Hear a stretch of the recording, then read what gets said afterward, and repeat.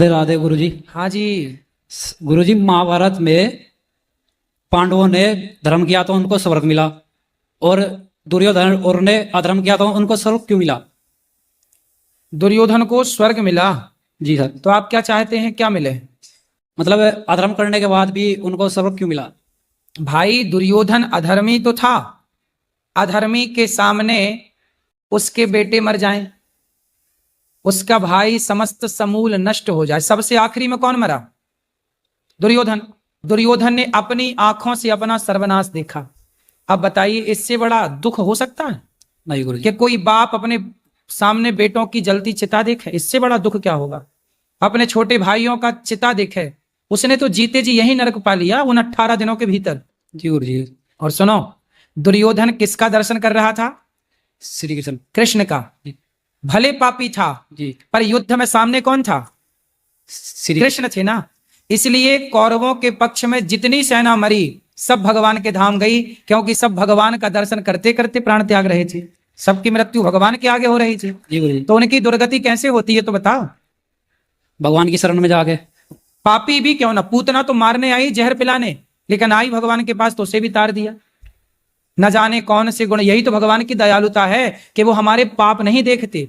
जीते जी ठीक है, पर जब मृत्यु आएगी और मुंह से निकल गया एक बार भगवान का नाम, तो भगवान भूल जाएंगे कि आपने जीवन में कितने पाप किए, पर भगवान अपने गले से लगा लेते हैं। आखिरी में भगवान भूल गए कि दुर्योधन पापी है, अपना धाम दिया। जी गुरुजी। धन्यवाद। राधे राधे गुरु जी। जी। जैसा कि इन्होंने बताया, दुर्योधन को नरक मिला था, स्वर्ग मिला था। पांडवों को भी तो नरक दिखाया गया था महाभारत में। पांडवों को नहीं, सिर्फ धर्मराज युधिष्ठिर को, और वो भी दिखाया नहीं गया। सुनो जी। धर्मराज युधिष्ठिर जब गए तो धर्मराज के जाने से जो नरक के लोग थे, वह नरक के लोग भी धर्मराज युधिष्ठिर का जब दर्शन किए तो वह लोग भी नरक से निकल करके बैकुंठ चले गए, केवल धर्मराज के दर्शन से। तो धर्मराज उनका उद्धार करने गए थे, नरक जो नरक में यातनाएं भोग रहे थे। ऐसे धर्मात्मा तो वो देखते हुए गए थे, नरक नहीं गए। नरक के पतित प्राणियों का उद्धार करने के लिए नरक से ऐसे घूमते हुए, क्योंकि रास्ता वही है स्वर्ग और वैकुंठ का, तो वहीं से होते हुए गए। लेकिन गुरुजी, महाभारत में दिखाया गया है कि उन्होंने असत्य बोला था। असत्य तो बोला था, असत्य नहीं था वो। जी। असत्य नहीं था, भगवान की आज्ञा का उल्लंघन था। भगवान ने कहा था कि कह दो कि अश्वत्थामा मारा गया, जी। पर उन्होंने बोला था कि अश्वत्थामा मारा गया, नरोबा कुंजरोबा। वो हाथी था कि मनुष्य था, ये कहा कि भगवान ने शंख बजा दिया। जी जी। तो उन्होंने असत्य नहीं कहा, लेकिन भगवान की आज्ञा का उल्लंघन तो था ही कि उन्होंने फिर अपने से शब्दावली जोड़ दी कि नरोबा कुंजरोबा। जी।